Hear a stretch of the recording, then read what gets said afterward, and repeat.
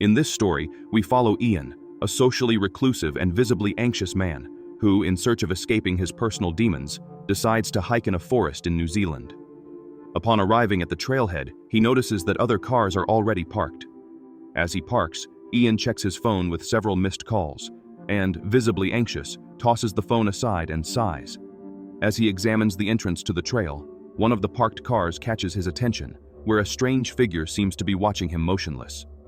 Ian gets startled when a strange woman, who appears to be a local, suddenly appears next to the car. She casually asks if Ian is going to check out the new trail extension and warns him to be careful of traps along the way, mentioning a creature called Mimi that has been killing some animals in the forest. Ian nods his head, visibly uncomfortable with the woman's presence, who quickly asks if he is hiking alone. Ian confirms, and after a somewhat suspicious glance, the woman says goodbye. He returns to watching the car in search of the mysterious figure he saw earlier, but sees nothing. Shortly after, Ian heads to the trail entrance, stopping to stare at the scenery, and even though he appears worried about something, he follows the path. Out of breath, Ian reaches a sign indicating that he is only 10 minutes walk from the parking lot, and 9 hours of walking from the nearest cabin where he could spend the night. He stops at a bush near the trail to tend to a heel injury caused by his shoes, and takes a moment to calm his thoughts. At a certain point on the trail, Ian spots a cheerful couple taking pictures and chatting, so he hides to avoid any eye contact and a potential interaction with them. After a long wait, he attempts to sneak past the couple by taking an alternative route off the trail. When he realizes the couple is getting closer, he panics and tries to hide from them behind a bush near the trail. The enthusiastic woman approaches the spot where Ian is hiding to pick some flowers, enjoying the scenery, yet unaware of Ian's presence, who remains still. With the couple's departure, he sighs in relief and makes his way to a new position where he decides to take a break to eat something. He is surprised by Nicky, a friendly and playful man who claims to have spotted Ian a while back and decided to follow him, and, to Ian's dismay, offers to accompany him for the rest of the journey, to which Ian accepts with few options. They continue down the path, with Nicky incessantly and enthusiastically talking about his nomadic way of life, always visiting different places and doing temporary jobs. Next, Nicky tries to guess what Ian does for a living, and Ian replies that he used to have his own business. When Nicky asks what happened to the business, Ian attempts to dodge the question by saying he needs to relieve himself, to which Nicky just says he will manage and that he can go ahead and do it right there. By late afternoon, the two finally reach the cabin and see that the lights are on, indicating it is already occupied by someone. They sit on the porch to take off their shoes. Ian checks the wound on his heel caused by the hike and realizes it is getting worse. Nicky invites him inside, and Ian says he will go in shortly, trying to hide the anxiety caused by the presence of more strangers on his journey. Ian enters the cabin and finds Nicky talking to the couple he spotted earlier on the trail, making a point to introduce them to Ian. Monica and Austin come from Australia, and Nicky informs that Austin has also been a park ranger in Zimbabwe. Monica asks Ian if they have met before, and Ian immediately denies it, yet Monica is not satisfied with the answer. In the cabin's bedroom, Nicky tells Ian that the couple looks like they are on their honeymoon, and that he will probably have to deal with the two having fun upstairs in the bunk bed. Ian then goes to the kitchen to prepare a hamburger for dinner, while Nicky waits beside him to heat up his food, which makes Ian quite uncomfortable, forcing him to take the hamburger off the fire while it is still raw. Nicky comforts him, saying he doesn't have to worry, and Ian puts the meat back on the fire. Monica questions Austin about where one of the items she had asked him to put in the bag is. Ian gets distracted by the couple's conversation and lets the pot catch fire. Nicky and Monica rush to try to contain the fire, while Ian grabs his bag and attempts to flee the cabin amid an anxiety attack caused by the pan incident. After walking a few meters into the forest, he stops when he catches sight of a dark, ominous silhouette in the distance on the trail. Ian looks around, and when he looks back at the trail, the silhouette has disappeared, so he decides to return to the cabin. Upon arriving, he finds Austin smoking on the porch, who questions if Ian is leaving them. Ian tries to disguise it by saying he was just getting some fresh air while suspiciously looking at the darkness of the forest. Austin asks what he was looking for, and Ian says he saw some kind of animal in the woods. Austin asks if there are bears in the area, then continues telling that he once was taken to court in Zimbabwe for killing a lion that was attacking his dog. Nikki appears, confronting Ian for cleaning up the mess he made and calls him to come back inside the cabin. Lying in his bed, Ian seems unable to sleep, tormented by his thoughts. Early the next morning, Ian sits at the table to eat, and Monica notices his tired demeanor and asks if he managed to sleep. Ian says yes, but doesn't convince Monica, who just agrees and leaves. Then Nikki shows up and tells Ian to get ready because they will be leaving soon, gifting him with a pair of socks to help with the wounds caused by his shoes. The group continues on the hike, with Nikki and Austin talking ahead and Ian accompanying Monica behind. Monica stops to observe some flowers and asks Ian to take a picture with her. He, slightly uncomfortable, begs her to hurry so they can catch up with the others. The group stops and rests by the riverbed while Nikki tries to catch fish with his hands. Austin and Monica chat about not having spotted any native birds in the area during the hike, noting that not even the chirping of birds can be heard there. Ian says that other animals such as weasels and rats are responsible for the disappearance of the birds by eating their chicks and eggs still in the nest. The group continues talking and tries to learn more about Ian, asking about relationships. Ian says he has been married, and Nikki, as always very invasive, begins to question the reason for the separation, but Ian doesn't elaborate on it. When asked by Austin if he has slept with other women since the separation, Ian, visibly uncomfortable, answers that he had indeed gone out with others, but right after he distances himself from the group in an attempt to hide and control the anxiety attack caused by the questions. While he searches for breath in the forest, Ian notices fresh bloodstains on a tree and rushes back to the others. He informs them of what he saw, and Austin tries to comfort him by saying it could have just been a weasel. The group then follows the hike with Nikki chatting non-stop, while Ian, at the end of the line, walks suspiciously, always looking back as he sees the shadowy silhouette following them. He then calls Austin and asks if he can also see the silhouette, and he says he doesn't see anything. Nikki and Monica also say they can't see anything. Ian loses sight of the silhouette and decides to disguise it by saying it could just be some animal and urges the group to continue hiking. They finally reach another cabin named Tui. The cabin is empty, but Ian finds two backpacks close to one of the windows. Nikki gets excited about the possibility that they belong to girls because of the colors. Austin pulls out a guitar, which cheers up the group. As night falls, Austin, Nikki, and Monica have fun to the sound of the guitar, while Ian sits close to the fireplace. Nikki approaches Ian, saying he feels that Monica is interested in him, and invites Ian to have fun with the group, but he declines. In the dead of night, Ian finds himself alone in the living room, unable to sleep, once again haunted by his thoughts, and starts to head toward the cabin door when Nikki surprises him with a flashlight. Concerned about Ian, Nikki asks what's going on and offers him sleeping pills. While they take the pills, Nikki opens up to Ian, saying he understands how hard it is to disconnect from past problems and asks what Ian is thinking, retreating right after feeling he is being invasive again. However, this time Ian responds that he is exhausted but cannot sleep and just wants a quiet place.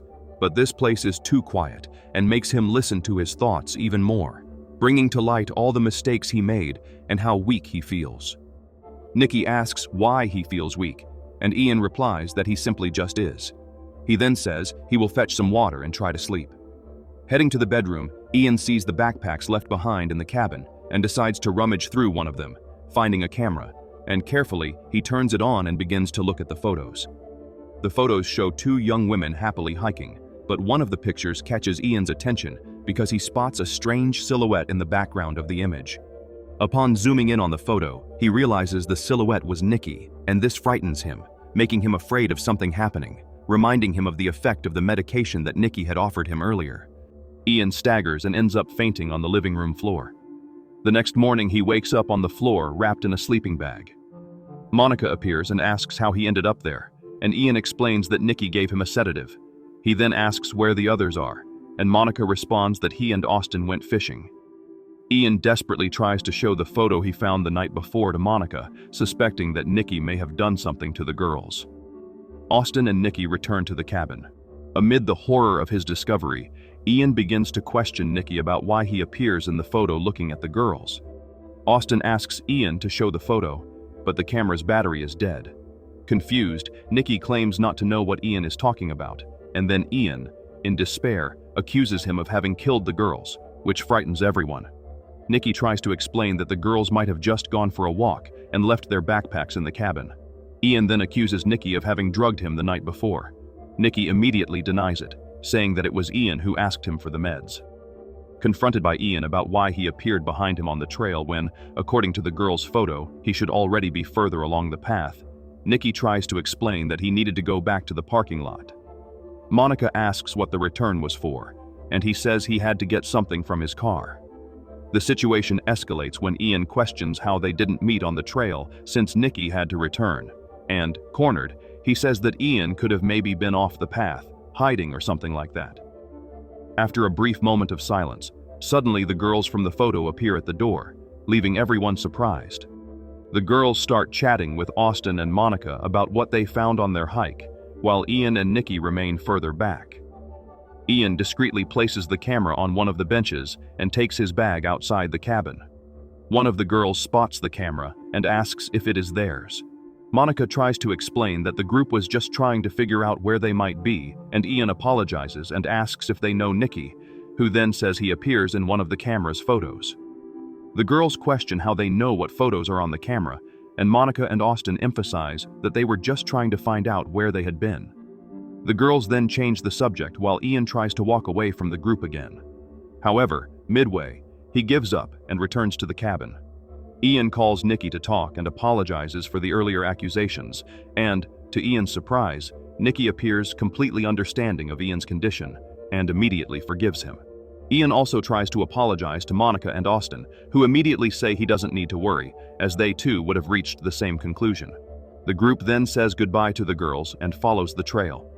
Upon reaching a fork, the group argues over which path to take and decides to split up, with Ian and Nikki taking the forest trail, understanding that the couple would like to spend some time alone. The two end up losing the trail, and Nikki barely avoids stepping on a bear trap that was on the ground. Feeling discomfort in his stomach, Nikki steps away to relieve himself. The two continue trying to find the trail again, but need to stop again for Nikki to ease himself. While he waits, Ian feels watched and spots the silhouette that has been haunting him throughout the journey. He asks if Nikki also feels watched by something in the forest, but he quickly replies that he feels nothing, that there is nothing there, and after a moment of silence, Nikki hears the sound of the waterfall, bringing back hope for the two to find the right path again. The two follow the trail until Ian has a strong premonition that something bad is about to happen, but Nikki comforts him, saying that Ian always has this feeling and convinces him to continue walking, handing him a flashlight. Night falls, and the two are still on the trail when Ian trips and drops the flashlight, and Nikki insists that he go get it since it was very expensive. On the brink of an anxiety attack, Ian takes the risk and goes to get the flashlight. As he approaches it, Ian senses a presence nearby and sees the dark silhouette staring at him. In despair, Ian starts to run to escape that strange being. Upon reaching the trail, he reunites with all the group members and, completely panicked, asks if they saw the creature that followed him, and upon not receiving a positive answer, asks if it was Austin who was chasing him, but everyone remains silent, watching Ian's distress. When they reach the next cabin, Austin, Monica, and Nikki whisper about Ian's mental state and decide that it would be better for Ian not to continue to the end of the trail, and with no options, Nikki would have to accompany him. The group tries to talk to Ian to calm him down and explains the decision they made for his safety. They all then go to sleep except for Ian, still tormented by bad memories. Nikki and Ian return on the trail until they decide to take a break. Noticing Nikki's discomfort with the whole situation, Ian apologizes for having made Nikki accompany him back, interfering with his plans to follow the trail, and Nikki, trying to be kind, says he needed to return anyway and that it was convenient to go back with him. Ian questions his sanity for being the only one seeing strange things while Nikki tries to comfort him. However, Nikki needs to step out again to relieve himself and leaves Ian alone. Hearing a noise from the direction Nikki went, Ian goes to investigate and starts to go into shock. Austin and Monica were returning from the trail when they spotted Ian running desperately toward them, claiming that the creature killed and devoured Nikki. The still disbelieving and frightened couple insists that they should head toward the beginning of the trail, but Ian desperately tries to prevent them from going back, saying they need to go the opposite way. Monica and Austin ask for a moment to talk alone, and then Austin pulls out a pocket knife and tells Ian that they will continue on the trail without him, and that if he follows them, it would be a big mistake. Ian simply stands frozen, not knowing what to do. After walking a few meters, the couple pauses to drink water when suddenly something strikes Monica in the back. Blood begins to trickle from her mouth, and then she is dragged at high speed into the forest. In despair, Austin starts running in search of his wife, calling her name until he finds Ian hiding behind a tree, watching something. With hate in his eyes, Austin lunges for Ian's neck, asking what he did to Monica, and then Ian points to the clearing where only the upper part of Monica's body lies on the ground. Austin approaches Monica, crying, and then lunges to attack Ian, who runs away and, seeing a trap on the ground, jumps over it, causing Austin to step on it and get caught. Ian returns to try to help Austin out of the trap, but suddenly, they see the creature that has been causing the deaths. A huge black bird with a prehistoric appearance. While both remain motionless in shock, the creature drags Monica's body into the forest and disappears. The two escape down the trail, questioning what they have just witnessed, trying to understand what that creature was, until they reach a small cabin in a clearing. While Austin rests on the bed, Ian searches the house for something to defend himself with. Austin says that the creature will find them. Ian says he will try to run to find help in the morning and request Austin's rescue, but he says he doesn't care because the creature will come for them that night. Ian then finds an axe and stands staring at the door, keeping watch. Austin apologizes for thinking Ian was crazy, and he replies that it's okay because he thought he was too. Soon after, the two hear loud knocks on the door and a shadow passing in front of the window. The knocks at the door continue, and Ian approaches it with the axe in hand. Suddenly, the knocks stop, and Ian carefully watches behind the door, trying to hear something. Suddenly, the creature bursts into the house, destroying the door and throwing Ian to the ground with the impact. The creature, which resembles a giant black heron, slowly walks toward Ian, and then Austin throws something at the creature's face to get its attention. The bird lunges at Austin, knocking him to the ground, but in desperation, he manages to hold the large, sharp beak of the bird just inches from his face. Ian gets up and rushes to grab the axe that flew on the ground with the impact of the door, advancing to strike the creature in the head, which throws him against the wall with a headbutt. The beast turns again to Austin and, holding him tightly with its claw on his chest, pecks Austin's right eye, killing him instantly. The bird then lets out a guttural roar as if celebrating the kill and slowly turns its gaze back to Ian once again. The monster attacks twice. Ian successfully dodges, causing the bird to get its beak stuck between the woods on the floor. Ian takes the opportunity and quickly gets up, throwing a metal item into the monster's face. He looks toward the door and gestures to run, but is interrupted by a charge from the bird that pins him against the wall with great force.